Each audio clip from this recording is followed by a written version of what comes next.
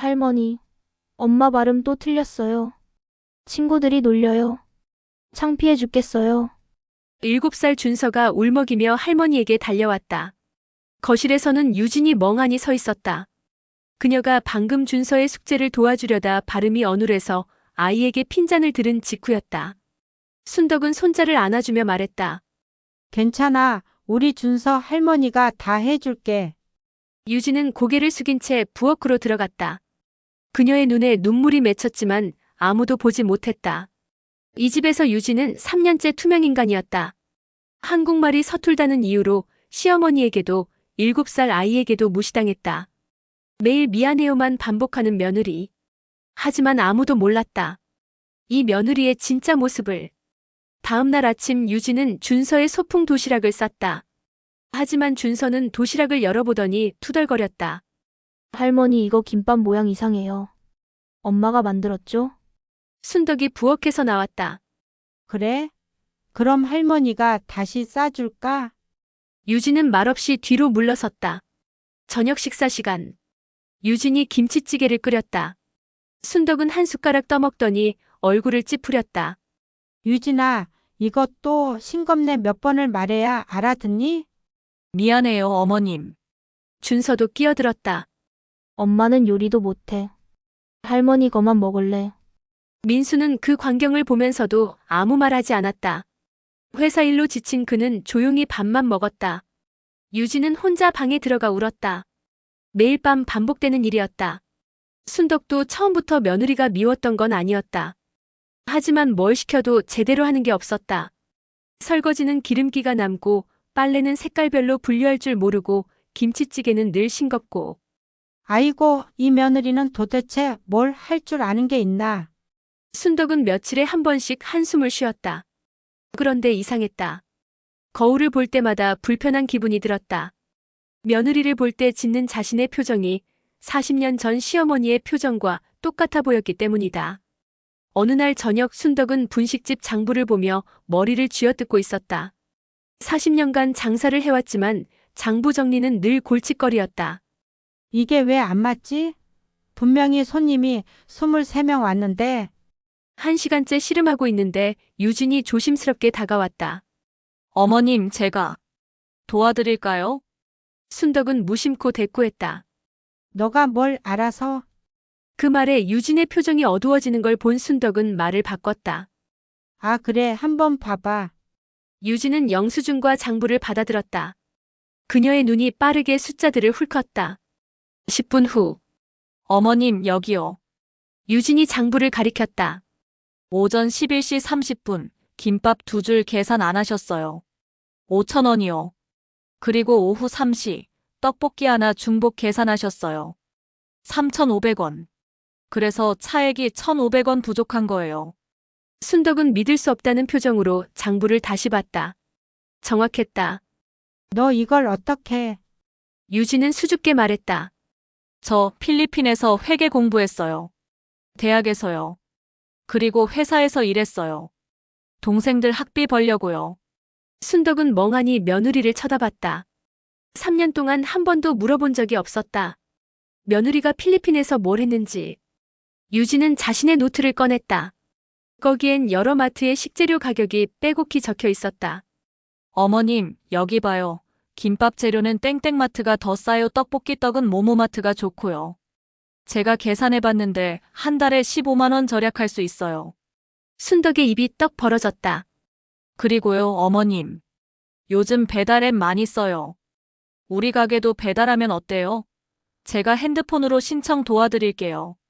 일주일 후 분식집에 배달 주문이 들어오기 시작했다. 순덕이 평생 못 해본 일을 며느리가 뚝딱 해냈다. 어느 날 저녁 순덕은 유진이 주문을 받고 능숙하게 음식을 포장하는 모습을 지켜봤다.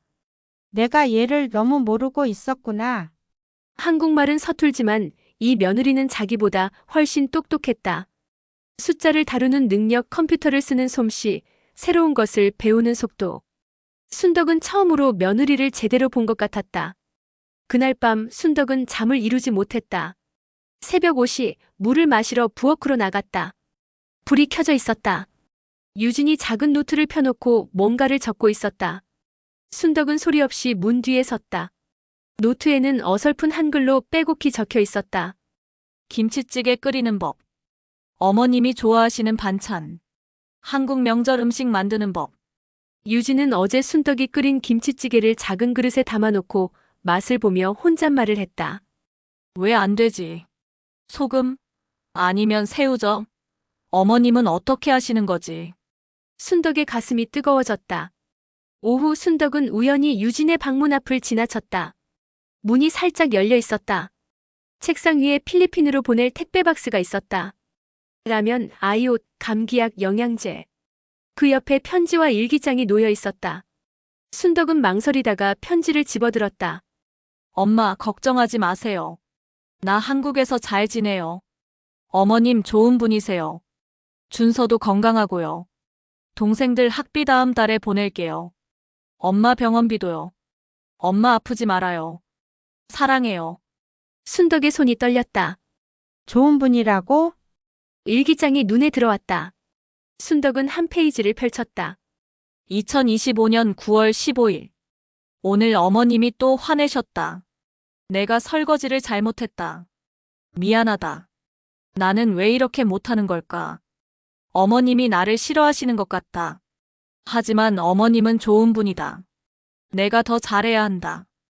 2025년 9월 20일. 준서가 오늘도 엄마는 아무것도 몰라라고 했다. 슬프다. 하지만 내 잘못이다. 내가 한국말을 못해서. 준서에게 좋은 엄마가 되고 싶다. 열심히 배워야 한다. 2025년 9월 28일. 필리핀 엄마한테는 걱정 끼치면 안 된다. 엄마는 대장암으로 아프신데. 내가 여기서 힘들다고 말하면 엄마가 걱정하신다. 편지에는 행복하다고 써야 한다. 순덕은 일기장을 덮고 주저앉았다. 눈물이 흘렀다. 3년 동안 이 며느리는 혼자 이 모든 걸 견뎌냈구나. 순덕은 방으로 돌아와 오래된 앨범을 꺼냈다. 40년 전 26살 자신의 모습. 사진 속 순덕의 눈은 불안했고 어깨는 움츠러들어 있었다. 꼭 지금 유진 같았다. 순덕은 기억했다. 또 설거지도 제대로 못하네. 가난한 집 딸이라 배운 게 없어서 그래. 시어머니의 목소리가 귓가에 생생했다. 전라도 촌년이 말투가 왜 그 모양이야. 듣기 민망해서 밖에도 못 데리고 나가겠네. 내가 우리 집안에 어울리지 않아. 아들이 뭐가 아쉬워서 너 같은 애를 데려왔는지. 15년. 순덕은 15년 동안 그렇게 살았다. 뭘 해도 인정받지 못했다. 요리를 해도 청소를 해도 빨래를 해도 늘 부족했다. 그리고 어린 민수도 엄마를 감싸지 못했다. 네 엄마 촌스럽다며? 친구들이 놀렸을 때 민수는 고개를 숙였다. 순덕은 평생 그 상처를 안고 살았다. 순덕은 거울을 봤다. 40년 전 시어머니의 얼굴이 보였다. 아니, 지금 자신의 얼굴이었다. 나는 내 시어머니와 똑같은 짓을 하고 있었다. 순덕은 주저앉아 울었다. 유진의 서툰 한국어를 보며 촌스럽다고 생각했던 자신. 유진의 어눌한 발음을 듣고 한숨 쉬었던 자신. 유진이 뭘 해도 부족하다고 여겼던 자신. 그리고 손자 준서는 그런 할머니를 보고 배우고 있었다. 엄마를 무시하는 법을. 순덕은 떨리는 손으로 유진의 일기장을 다시 펼쳤다. 어머님은 좋은 분이다. 며느리는 3년 동안 그렇게 믿고 있었다. 아니, 믿으려고 애썼다. 순덕은 밤새 울었다. 준서가 학교에서 돌아왔다. 유진이 반갑게 달려나갔다. 준서야, 어서 와. 간식 준비했어. 하지만 준서는 유진을 밀쳤다. 엄마 말고 할머니. 유진의 손이 허공에 멈췄다. 그 순간 순덕이 거실에서 나왔다. 그녀의 얼굴은 단호했다. 준서야, 이리 와. 준서가 할머니에게 달려가려는데 순덕의 목소리가 차가웠다. 앉아. 준서는 놀라서 할머니를 쳐다봤다. 이런 할머니는 처음이었다. 준서야, 너 엄마한테 방금 뭐라고 했어? 엄마 말고 할머니요. 왜? 엄마는 한국말도 제대로 못하잖아요. 순덕은 손자의 어깨를 잡았다. 준서야, 할머니가 너한테 이야기 하나 해줄게. 할머니도 옛날에 너희 엄마처럼 무시당했어. 네? 할머니는 전라도에서 서울로 시집 왔어. 그때 사람들이 할머니 보고 촌스럽다, 말투가 이상하다고 놀렸지. 할머니의 시어머니는 매일 할머니한테 잔소리했어. 준서가 입을 다물고 할머니를 쳐다봤다. 그때 너희 아빠도 초등학생이었어. 친구들이 네 엄마 촌스럽다고 놀렸는데 너희 아빠는 엄마를 감싸지 못했어. 부끄러워서. 할머니는 그게 평생 상처로 남았어. 내 아들도 나를 부끄러워했구나 하고. 순덕의 목소리가 단호해졌다. 근데 할머니가 지금 너한테 똑같은 걸 가르치고 있었어. 엄마를 무시하는 법을.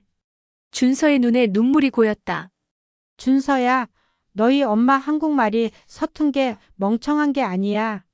순덕은 손자를 똑바로 쳐다봤다. 너희 엄마는 3가지 언어를 해. 한국어, 영어, 따갈로그요. 너는 한국어 하나도 제대로 못하잖아. 그리고 너희 엄마 필리핀에서 대학 다녔어. 회계 공부했고.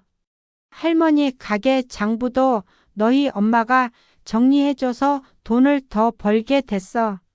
너희 엄마는 할머니보다 훨씬 똑똑해. 준서가 흐느끼기 시작했다. 그리고 가장 중요한 건 너희 엄마는 너를 정말 사랑한다는 거야. 매일 아침 도시락 싸주고 내가 학교 다녀오면 제일 먼저 안아주려고 하고. 준서가 울음을 터뜨렸다. 근데 너는 엄마를 계속 밀어냈어. 아무것도 몰라. 한국말도 못해. 그런 말들로. 그게 엄마 마음에 얼마나 아픈지 알아?